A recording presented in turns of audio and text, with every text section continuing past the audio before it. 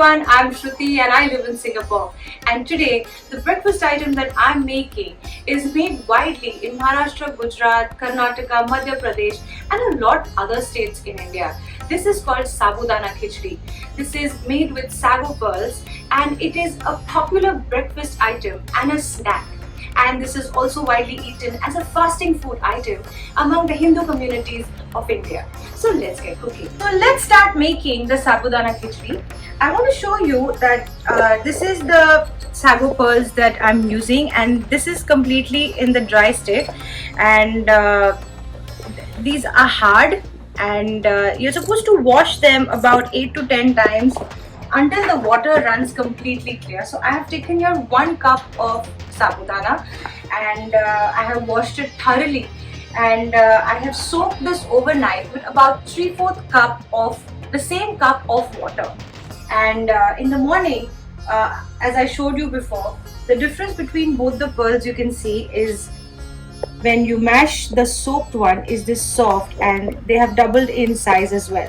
So now I'm going to start making the khichdi. The process is really very easy. The ingredients are really simple.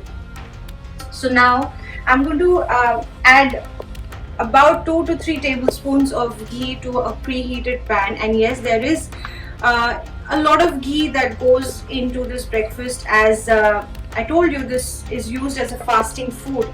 You can reduce the ghee in this recipe, but I would suggest you not, because ghee is one of the main ingredients that imparts a very special flavor to the khichdi. So I'm making the Maharashtrian version of the Sabudana Khichdi here. So I'm just going to wait till the ghee heats up. Until then, I'm just going to chop 2 green chilies just roughly. You can reduce the chilies if you don't like it too spicy. I'm going to add a teaspoon of JEERA, cumin seeds, to this.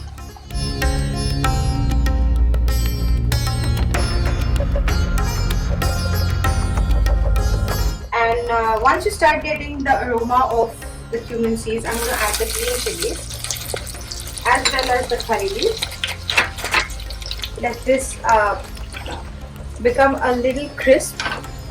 I'm just going to let the curry leaves become a little crispy. Until then, I'm just going to prep my sabudana very quickly here. I'm going to add the roasted peanut powder. So what I have done is I've taken some raw peanuts, roasted them on a dry pan, and I have coarsely ground them into a powder. So you can see a few pieces, a bit of powder. So this is about 3/4, half cup to 3/4 cup as per choice. So I'm going to just mix this well until it coats the sabudana really well. I'm going to add a teaspoon of salt to this, and I'm going to add a teaspoon of sugar as well. So I'm just going to mix this really well, and let's just keep this aside. Now you can see the curry leaves have completely crisped up. So now I'm going to add a boiled potato. I'll boil this until it's really soft. So I'm just going to increase my flame a bit, and I'm just going to fry the potatoes until I see a slight brown color on both the sides. As you can see, the potatoes have a slightly brown color to them now. So now is a good time to add the prepared sabudana with the peanut powder. So I'm just going to add this, and I'm going to keep stirring this for about 5 to 6 minutes, and I'm going to cover this and cook for about a minute. So this is the time where a lot of recipes kind of go flop, because sometimes the sabudana goes clumpy, sometimes there's a lot of water. So there are a few tricks and tips that you need to follow when you make this dish. Make sure the ghee is enough so that it coats well, as well as the peanut powder.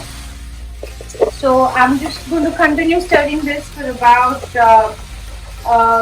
4 to 5 minutes on medium heat. So make sure also your pan is non-stick, because it tends to stick quite a lot at the bottom. So make sure your pan is a good non-stick pan. So yeah, and you can see some of the sabudana pearls are turning translucent. So that's what we are looking at. We need the sabudana to completely become translucent, and make sure you don't overcook this. So it's been about 2 minutes now. What I want to do is I will just close this exactly for a minute, and I'm going to quickly steam it, and I'll just lower the flame a bit, and I'm going to quickly remove the lid, and I'm going to stir fry this again.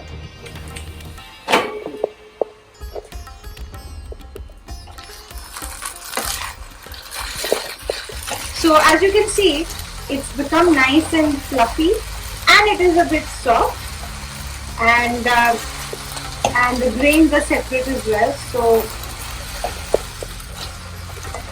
So now you can see more that the sabudana has become more translucent. So this is quite a good sign of this being cooked right now. I'm just going to stir fry this on a medium-high heat for about a minute more. So it's taken me literally few minutes to get this dish together. It's just that a few tips and tricks that you need to follow to get it right, and make sure you're not overcooking this. So I'm just going to stir this, and I'm going to switch this off. I'm going to let this stay. I have my serving platter here. Firstly, I'm going to squeeze a few drops of fresh lemon juice, and I'm just going to quickly stir this.